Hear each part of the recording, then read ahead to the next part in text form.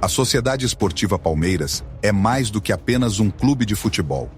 É uma instituição que transcende o esporte, marcando presença significativa na história do Brasil e na vida de milhões de torcedores. Fundado em 1914 por imigrantes italianos sob o nome de Palestra Itália, o Palmeiras consolidou-se como um dos clubes mais vitoriosos e respeitados do futebol brasileiro. Sua trajetória é marcada por conquistas que moldaram não apenas a história do clube, mas também a própria evolução do futebol no país. Ao longo de mais de um século de existência, o Palmeiras construiu um legado repleto de títulos, ídolos e momentos históricos que fizeram do clube um símbolo de excelência e tradição. A camisa verde, sempre vestida com orgulho, é sinônimo de glórias em diversas competições nacionais e internacionais. O Palmeiras foi pioneiro em muitos aspectos do futebol brasileiro, desde a criação de equipes de excelência até a construção de uma moderna arena multiuso que redefine o conceito de estádios no Brasil. A fundação do Palestra Itália. No início do século XX, o Brasil vivia um momento de grandes transformações sociais, econômicas e culturais. A cidade de São Paulo, em particular, estava em plena expansão, impulsionada pela crescente indústria cafeeira e pela chegada de imigrantes europeus, entre os quais os italianos desempenhavam um papel de destaque. Essa comunidade, que começara a se estabelecer em massa no Brasil a partir do final do século XIX, trouxe consigo não apenas sua cultura e tradições, mas também um forte desejo de se organizar social e esportivamente no novo país. A imigração italiana para o Brasil foi incentivada pelo governo brasileiro como uma solução para suprir a escassez de mão de obra nas fazendas de café. Em São Paulo, os italianos se concentraram em bairros como Brás, Bexiga, onde construíram uma vida comunitária rica e vibrante, com associações culturais, religiosas e esportivas. Foi nesse ambiente de forte coesão social e orgulho pela terra natal que surgiu a ideia de criar um clube que representasse os imigrantes italianos no futebol, esporte que ganhava popularidade rapidamente no Brasil.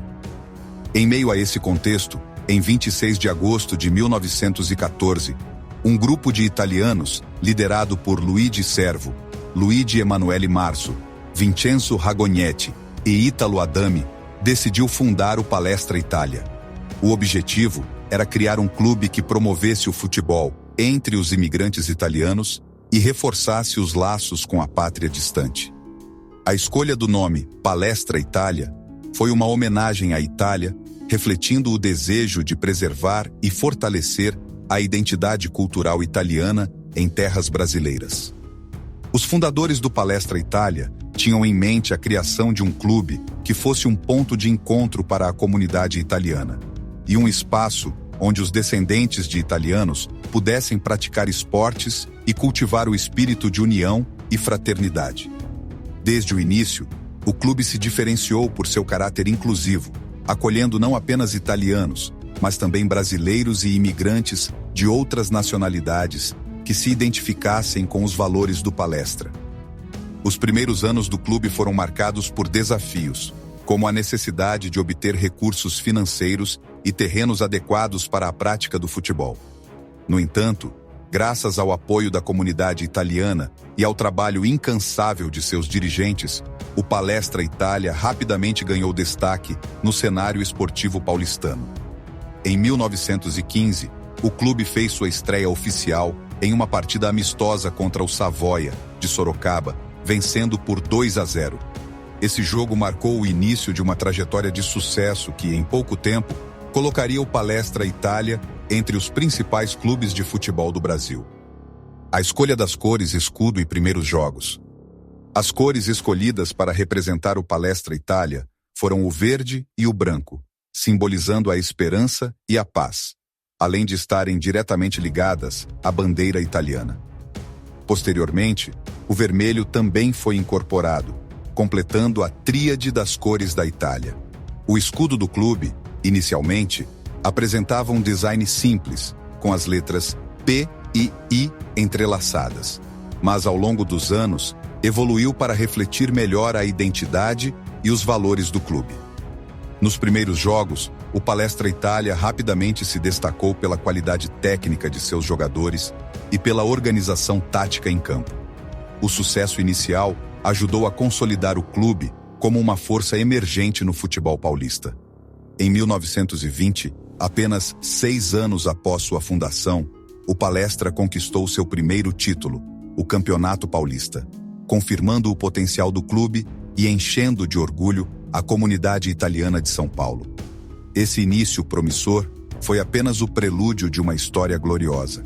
A fundação do Palestra Itália não só marcou o começo de uma nova era para o futebol brasileiro, mas também consolidou o papel do clube como um símbolo de luta, superação e união. Valores que continuam a nortear o Palmeiras até os dias de hoje. Como um clube formado por imigrantes italianos, havia certa resistência e preconceito por parte de setores da sociedade paulista que viam o futebol como uma atividade dominada pelos brasileiros nativos. A ascensão do Palestra ameaçava os clubes estabelecidos, o que gerou uma certa rivalidade e desconfiança. No entanto, o Palestra soube conquistar seu espaço com determinação e talento, mostrando que estava à altura dos desafios. O impacto da Segunda Guerra Mundial na identidade do clube. A Segunda Guerra Mundial, ocorrida entre 1939 e 1945, teve repercussões em todo o mundo, incluindo o Brasil. Durante esse período, o Brasil, sob o governo de Getúlio Vargas, se alinhou com os aliados, declarando guerra contra os países do eixo, como Alemanha, Itália e Japão.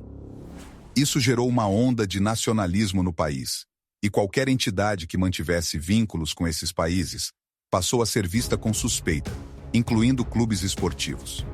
O Palestra Itália, que havia sido fundado por imigrantes italianos e mantinha fortes ligações com a Itália, enfrentou um momento crítico durante esse período. Com a pressão crescente do governo e da sociedade, o clube foi obrigado a mudar seu nome para se distanciar de qualquer associação com a Itália, sob a ameaça de ser dissolvido. Essa exigência colocou em risco a identidade do clube, que era um símbolo de orgulho para a comunidade italiana em São Paulo. A transformação do Palestra Itália em Sociedade Esportiva Palmeiras em 1942.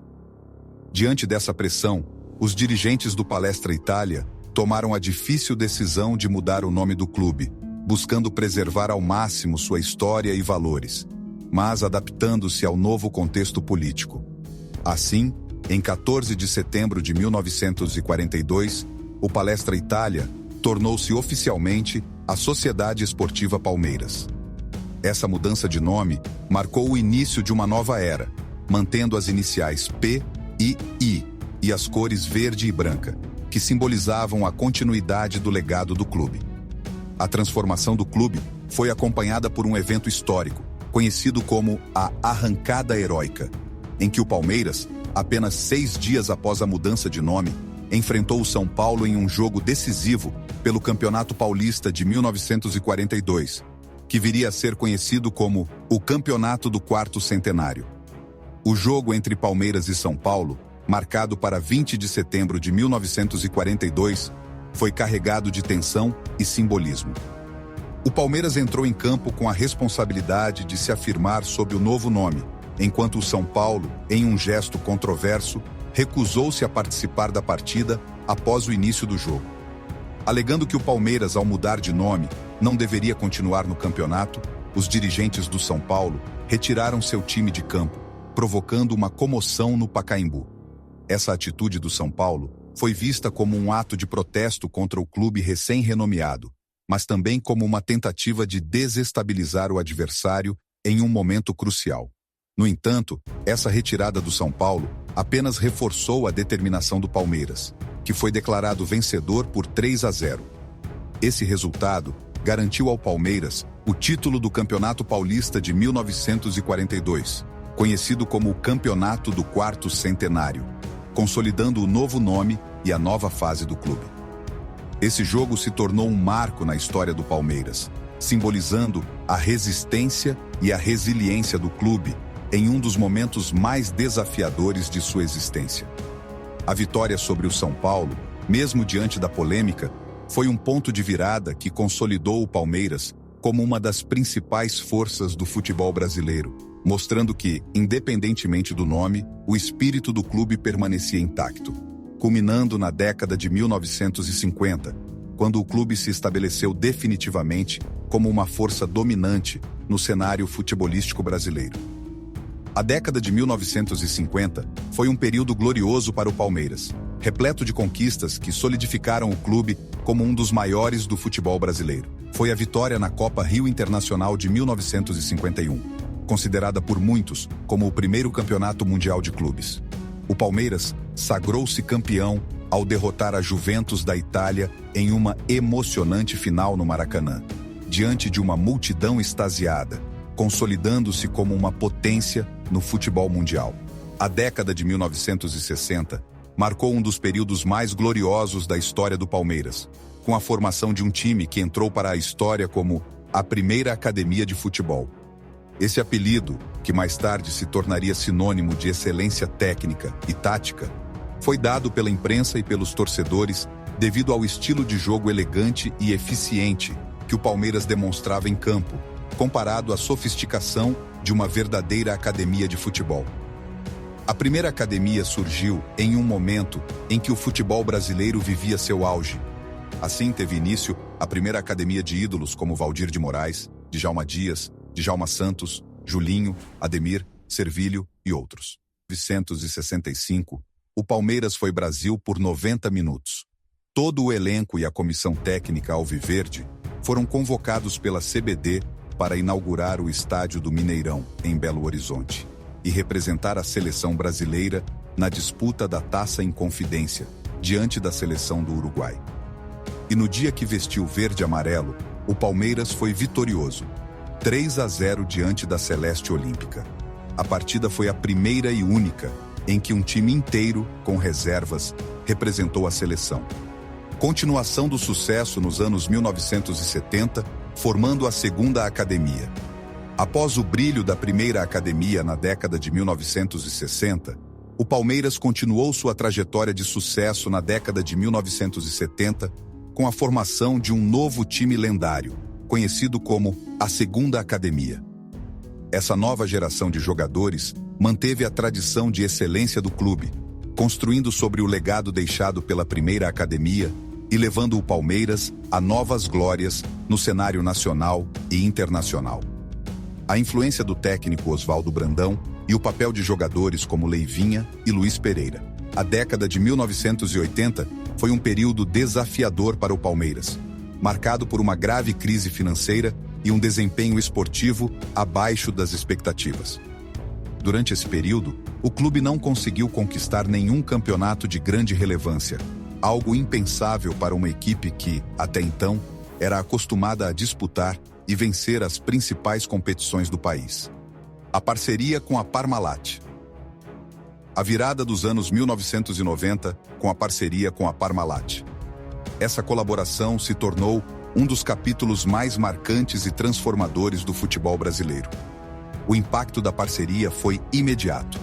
Com o suporte financeiro da Parmalat, o Palmeiras rapidamente se transformou em um dos clubes mais poderosos do país, capaz de contratar grandes craques do futebol brasileiro e mundial. Sob a batuta de técnicos como Vanderlei Luxemburgo, o Palmeiras adotou um estilo de jogo moderno, baseado na posse de bola e em um ataque poderoso. Jogadores como Edmundo, Evair, Roberto Carlos, César Sampaio, Rivaldo e Zinho formaram a espinha dorsal de um time que não apenas vencia, mas também encantava pelo futebol apresentado. Um dos momentos mais emblemáticos dessa nova fase do Palmeiras foi a conquista do Campeonato Paulista de 1993. Aquele título foi especialmente significativo, pois encerrou um jejum de 16 anos sem conquistas estaduais. A coroação da era Parmalat veio em 1999, quando o Palmeiras conquistou a tão sonhada Copa Libertadores da América, o título mais importante do futebol sul-americano. Sob o comando do técnico Luiz Felipe Scolari, o Palmeiras formou uma equipe sólida e aguerrida, que se destacou pela sua resiliência e capacidade de superação nos momentos decisivos. com altos e baixos, o século XXI começou com expectativas elevadas para o Palmeiras. No entanto, a virada do século trouxe consigo uma série de desafios que testariam a resiliência do clube e de sua torcida. Um dos pilares dessa reconstrução foi o investimento em infraestrutura, culminando na modernização do estádio Palestra Itália, que se transformou no Allianz Parque, uma das arenas mais modernas do Brasil. Inaugurada em 2014, a nova Casa do Palmeiras não apenas proporcionou ao clube uma fonte de receita significativa, mas também se tornou um símbolo de renascimento e modernização. Os primeiros sinais de que o Palmeiras havia se recolocado no caminho das vitórias vieram em 2015, com a conquista da Copa do Brasil. Sob o comando do técnico Marcelo Oliveira, o Palmeiras montou uma equipe competitiva, com destaque para jogadores como Dudu, Gabriel Jesus e Zé Roberto. O caminho até a final foi marcado por jogos difíceis e muita emoção. A conquista da Copa do Brasil de 2015 foi simbólica, pois marcou o retorno do Palmeiras ao cenário das grandes vitórias. O Campeonato Brasileiro de 2016. Em 2016, o Palmeiras, sob o comando do técnico Cuca, montou uma equipe competitiva e consistente, que se destacou ao longo de toda a temporada. Com jogadores como Gabriel Jesus, Dudu e Moisés, o Palmeiras jogou um futebol eficiente e equilibrado, terminando a competição como líder isolado. A vitória por 1-0 contra a Chapecoense, no Allianz Parque, garantiu ao clube o título brasileiro, o primeiro desde 1994, e iniciou uma nova era de glórias para o Verdão. O Campeonato Brasileiro de 2018. Em 2018, o Palmeiras reafirmou sua condição de potência ao conquistar mais um campeonato brasileiro, desta vez sob o comando de Luiz Felipe Scolari, em sua terceira passagem pelo clube. A terceira academia, a Era Abel Ferreira. Em 2020, o Palmeiras deu início a uma nova era com a contratação do técnico português Abel Ferreira. Sua chegada marcou uma mudança significativa na mentalidade do clube, trazendo uma nova filosofia de trabalho baseada em disciplina, estratégia e resiliência. Vou dizer uma coisa. O coração hoje é para levar o sangue aos nossos músculos, mas usem a cabeça fria, caralho. Pensem na cabeça, hoje o segredo é cabeça fria. O coração hoje é para levar o sangue aos nossos músculos. Só isso. Que Deus vos abençoe a cada um de vós. Dê só o vosso melhor. Usem a vossa cabeça. Estejam unidos a todos os momentos. E tenham fé. Tenham fé em cada um de vocês e na nossa equipa. Todos somos um. Em 4 anos, o técnico empilhou 8 títulos: Libertadores 2020 e 2021, Recopa Sul-Americana 2022, Copa do Brasil 2020, Paulista 2022, 2023 e 2024 e Supercopa do Brasil 2023. O consagrando como o maior técnico da história da Sociedade Esportiva Palmeiras. Uns se qualificam como bando, outro como nação, nós somos família. Ao longo de mais de um século de existência, a família Palmeiras sempre esteve ao lado do clube, seja nos momentos de glória ou nos períodos de adversidade. Essa relação única entre o clube e sua torcida é um dos pilares que sustentam a grandeza do Palmeiras. Quando o Palmeiras precisa de apoio, os torcedores se unem, criando uma atmosfera de apoio incondicional, seja o defendendo da tentativa da tomada do Palestra Itália em 1942 ou empurrando o time em cada partida. Nós somos família. Parabéns, Sociedade Esportiva Palmeiras. 110 anos de história, conquista e glórias.